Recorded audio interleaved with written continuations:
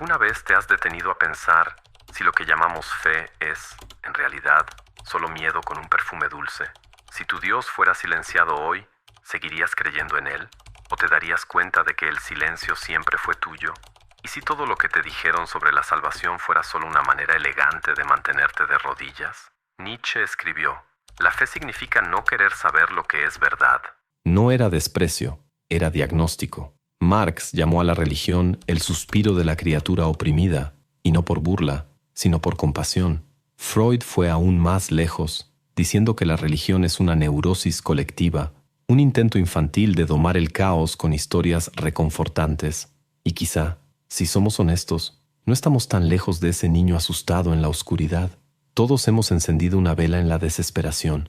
Hemos mirado el techo de un cuarto vacío pidiendo una señal, un milagro, cualquier cosa que nos librara del dolor.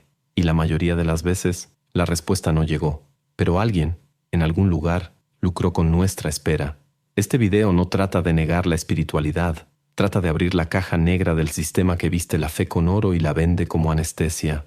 Porque hay un poder silencioso y seductor en la promesa de que, si sufrimos ahora, seremos recompensados después. Y ese poder mueve imperios, elige presidentes, construye mansiones con el dinero del diezmo. Hoy caminaremos entre las sombras, miraremos a los ojos de esta máquina que susurra en nuestro oído que sufrir es virtud, que obedecer es sagrado. Y quizá, al final, la pregunta que quede no sea si Dios existe, sino si nosotros seguiríamos existiendo sin esta historia que nos arrulla. Imagina que la fe sea un vaso de agua, transparente, simple, necesaria. Ahora, pon ese vaso en las manos de alguien que sabe exactamente cuánta sed tienes y que solo te dará la bebida si pagas el precio que él pida. Así es como la fe pura, esa que nace de la intimidad silenciosa entre el ser humano y el misterio, se transforma en mercancía. Mientras te arrodillas pidiendo un milagro, hay contratos firmándose con el nombre de Dios en el pie de página. Mientras tu madre enciende una vela en memoria de alguien que partió, políticos y empresarios brindan con copas caras, celebrando exenciones fiscales obtenidas en nombre de la fe. El consuelo se volvió producto, la esperanza se volvió suscripción, y el dolor, el dolor es el combustible perfecto para mantener la máquina girando. ¿Te has dado cuenta de cómo la mayoría de las religiones institucionales hablan mucho del después y casi nada del ahora? No es descuido, es estrategia. Prometer un cielo lejano es más seguro que ofrecer soluciones concretas para problemas urgentes. Al fin y al cabo, mientras sueñas con el paraíso, no miras el infierno que existe a tu alrededor y que quizás sea obra de quien dice guiarte. Marx decía que la religión es el opio del pueblo, no porque se burlara de los creyentes, sino porque sabía que un pueblo sedado no levanta la voz. Y en este mercado espiritual, los más ricos venden sueños a los más pobres, pidiendo a cambio obediencia y, claro, contribución económica.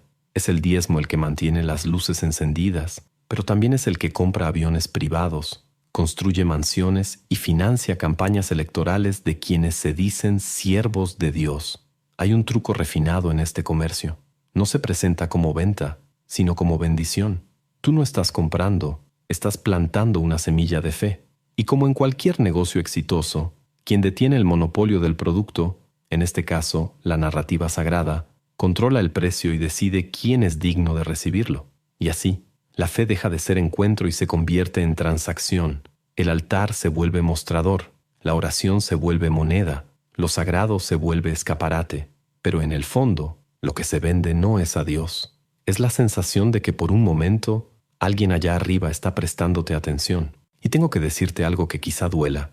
Para muchos líderes religiosos, no importa si el milagro llega o no. Lo que importa es que sigas esperando, porque quien espera, paga. Quien espera, obedece. Quien espera, rara vez pregunta.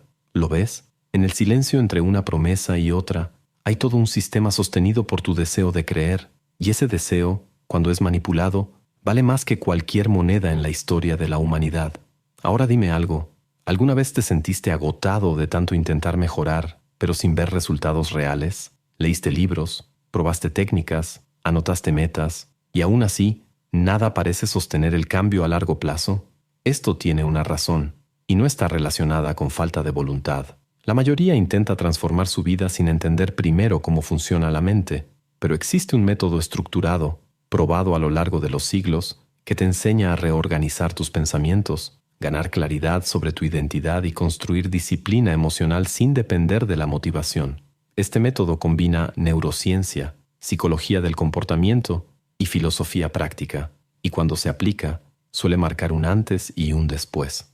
Quienes lo han aplicado reportan una sensación de orden mental, paz y autodominio que antes parecía imposible. Dejamos un video completo explicando todo esto en nuestro sitio. Solo escanea el código QR en pantalla o haz clic en el enlace de la descripción o en el primer comentario fijado. Hay algo casi teatral en la forma en que el poder y la fe se abrazan. El gobernante sube al trono y a su lado siempre hay un sacerdote, un obispo, un chamán, un susurro sagrado que valida cada orden, cada decreto, cada guerra. Esa simbiosis no es coincidencia, es una estrategia milenaria. Quien gobierna necesita legitimidad, y no hay legitimidad más sólida que aquella que se afirma provenir de un dios. En el antiguo Egipto, el faraón no era solo un líder político, era la propia encarnación de una divinidad. Cuestionarlo no era solo un delito, era blasfemia. En la Edad Media, los reyes europeos gobernaban bajo la doctrina del derecho divino. La corona no venía del pueblo, sino del cielo. Esto significaba que, si te rebelabas, no solo estabas traicionando al rey, sino que estabas desafiando al propio Creador. Y la lógica persiste. Hoy, los políticos juran en el nombre de Dios al asumir cargos. Pastores hacen campaña por candidatos, diciendo que votar contra ellos es votar contra la voluntad divina. En Brasil, la llamada bancada evangélica se presenta como representante no solo de sus electores, sino del propio Señor. Es una coraza poderosa. Cuando la ley y el versículo se confunden, disentir deja de ser un debate político y se convierte en pecado. Nietzsche ya advertía, cuando la obediencia se eleva a virtud, cualquier cuestionamiento se vuelve un crimen moral.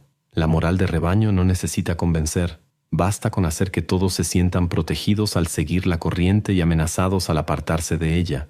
Y el Estado, al unirse con la religión, aprovecha esa moral como un escudo. Lo más irónico es que, muchas veces, los propios líderes no creen en el contenido literal de lo que predican.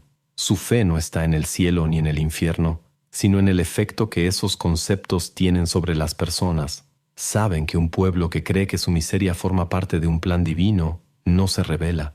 Saben que, si la pobreza es vista como una prueba de fe, será aceptada y hasta defendida como algo sagrado. Michel Foucault decía que todo poder necesita controlar el discurso para mantenerse. En el caso de la religión y el Estado, el discurso es aún más eficaz porque se internaliza. No obedeces solo por miedo a la ley, sino por miedo a perder tu salvación. Es el control perfecto. No requiere soldados ni prisiones, solo la creencia de que existe un juicio eterno al acecho. Y así, durante siglos, la alianza entre trono y altar no solo moldeó leyes y culturas, sino que también domesticó la imaginación humana. Al vestir el poder político con el manto de la fe, se crearon líderes intocables, decisiones irreparables e injusticias que, en lugar de provocar indignación, pasaron a aceptarse como parte del orden divino. La pregunta incómoda es, si un día descubriéramos que no hay un Dios detrás de las órdenes que seguimos, que no hay un cielo respaldando las leyes que nos gobiernan, ¿seguiríamos obedeciendo con la misma devoción? ¿O descubriríamos, demasiado tarde, que esa devoción nunca fue hacia Él, sino hacia ellos? El miedo es el guardián más fiel que el poder ha tenido. No duerme, no se distrae, y peor aún, aprende a hablar con tu propia voz. Al principio, se presenta como protección. No hagas eso, es peligroso. Con el tiempo, deja de ser una advertencia y se convierte en una ley invisible. Ya no sabes dónde termina tu voluntad y dónde empieza el condicionamiento. Desde niños, muchos de nosotros somos entrenados para temer no solo al error, sino incluso al simple pensamiento de equivocarnos. No es únicamente el acto de mentir, robar o herir lo que se condena, es el simple imaginarlo. La religión institucionalizada entendió pronto el poder de este control mental. Si el pecado puede existir únicamente en la intención, entonces el control debe estar presente incluso en los rincones más íntimos de la conciencia. Skinner, al estudiar el comportamiento, demostró que es posible moldear las acciones humanas mediante castigo y recompensa. El cielo y el infierno son la versión más refinada y duradera de este mecanismo. La recompensa es infinita, el castigo eterno. Y entre esos extremos, la vida se convierte en un tablero donde cada paso es observado y cada decisión puede tener consecuencias más allá de la muerte. Freud fue más incisivo. La religión es un intento de lidiar con la angustia infantil, proyectando en el cielo a un padre que vigila, protege y castiga. Es una muleta psicológica, y como toda muleta, te mantiene de pie, pero impide que aprendas a caminar solo. Esto no se dice como insulto, sino como constatación. Para el niño asustado, el padre imaginario es consuelo. Para el adulto, puede convertirse en prisión. El miedo religioso es ingenioso porque se alimenta a sí mismo. Te enseñan a vigilarte, a supervisar tus propios pensamientos, a confesar incluso aquello que nadie vería. Y cuando piensas en romper con ello, es el mismo miedo el que te susurra: ¿y si estás equivocado? ¿Y si en verdad existe un juicio? Así, la prisión no necesita muros, se sostiene dentro de la mente. Nietzsche llamaba a esto moral de rebaño, y Michel Foucault hablaría de disciplina interiorizada. No es el pastor quien mantiene a la oveja en el corral, es la propia oveja la que, condicionada, teme a la libertad. Y esa es la ingeniería perfecta. El control ya no necesita imponerse por la fuerza, porque ha sido aceptado como virtud. Lo más perverso es que esa obediencia se vende como amor. Temer a Dios es sabiduría, dicen. Pero ¿qué clase de amor necesita del miedo para sostenerse? Esa fusión de amor y terror crea una dependencia que pocos se atreven a romper, no por falta de voluntad, sino porque no saben cómo es vivir sin ese pilar, aunque pese más de lo que sostiene. Y aquí está el punto más incómodo. Si por un instante dejaras de sentir miedo, tal vez descubrirías que el cielo y el infierno siempre han estado en el mismo lugar, dentro de ti, y que el verdadero infierno, quizá, sea pasar la vida entera creyendo que eres libre cuando nunca te atreviste a abrir la puerta. Hay un instante raro y profundamente peligroso en el que el miedo pierde la voz, no desaparece para siempre, pero guarda silencio el tiempo suficiente para que escuches algo que nunca habías oído, a ti mismo. Es en ese silencio donde comienza la libertad, no como una explosión, sino como un susurro tímido que dice: ¿y si nada de esto fuera verdad? La libertad desnuda no llega con promesas. No hay coro de ángeles ni banda sonora de victoria. Es seca, cruda, casi fría, porque no te ofrece un guión listo, no te entrega respuestas envueltas con cintas doradas, te da el vacío. Y el vacío, para quien siempre ha vivido rodeado de certezas, resulta aterrador. Camus llamaba a esto rebelión lúcida, vivir a pesar del absurdo, aun sabiendo que el universo no tiene manual de instrucciones. Es la valentía de crear sentido sin pedirle autorización a ningún cielo. Sartre iría más lejos. El hombre está condenado a ser libre. Condenado porque la verdadera libertad también es una carga. Exige que seas autor de tu historia y no solo personaje de un texto milenario. Pero ¿por qué tan pocos eligen esta libertad? Porque no consuela. No promete reencuentros después de la muerte. No transforma el dolor en un propósito mágico. Simplemente es. Y para muchos, esa sequedad es insoportable. Es más fácil permanecer sedado, repitiendo oraciones que reconfortan, siguiendo mandamientos que no requieren reflexión. La libertad desnuda, sin embargo, tiene un poder silencioso. Te devuelve la autoría de tu vida.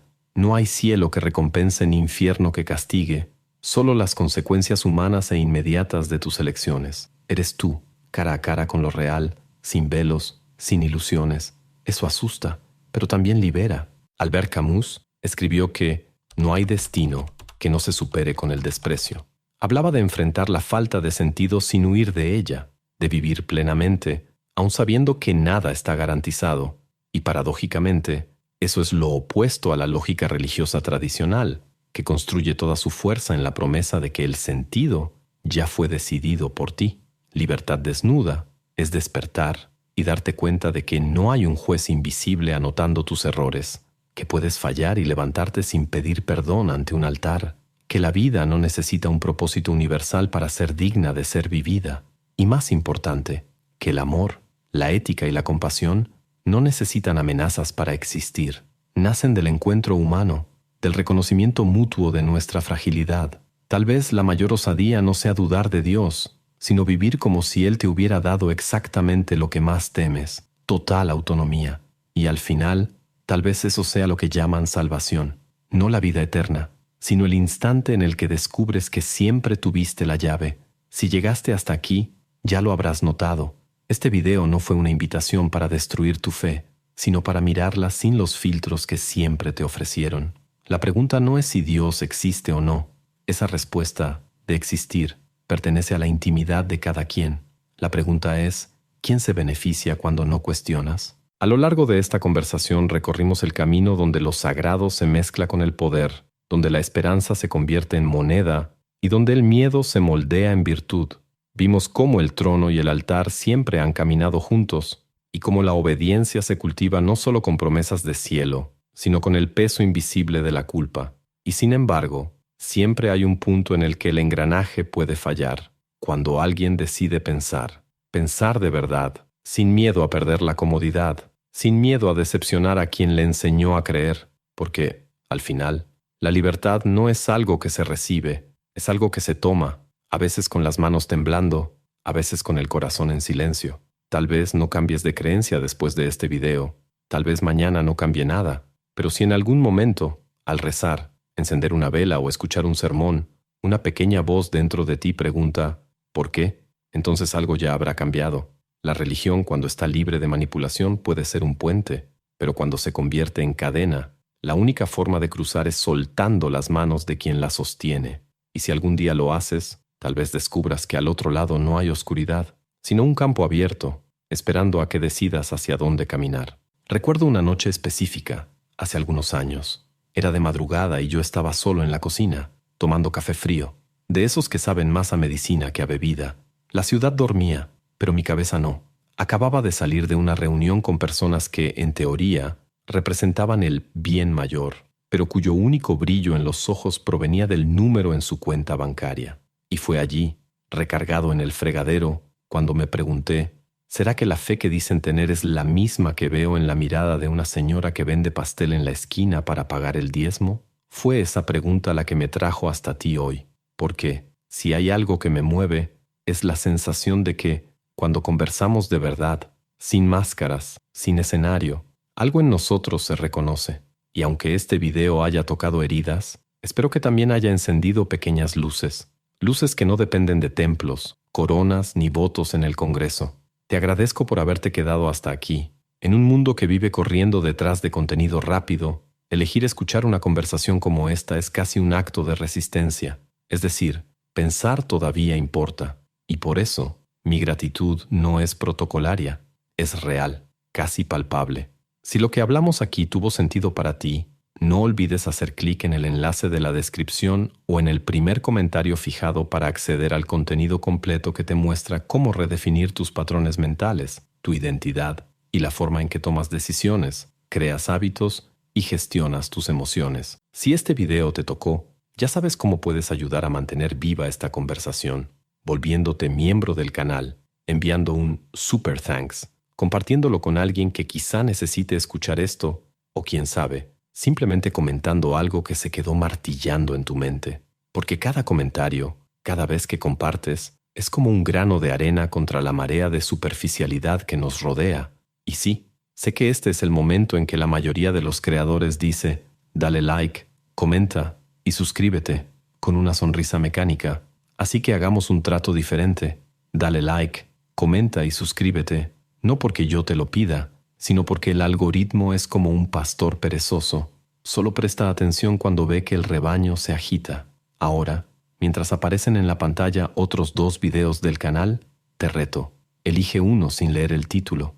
Simplemente haz clic y mira hacia dónde te lleva esta próxima conversación. Tal vez sea un paso más profundo en la madriguera del conejo, o un camino que ni siquiera sabías que querías recorrer. Nos vemos allá. Y hasta entonces, sigue pensando, sobre todo cuando duela.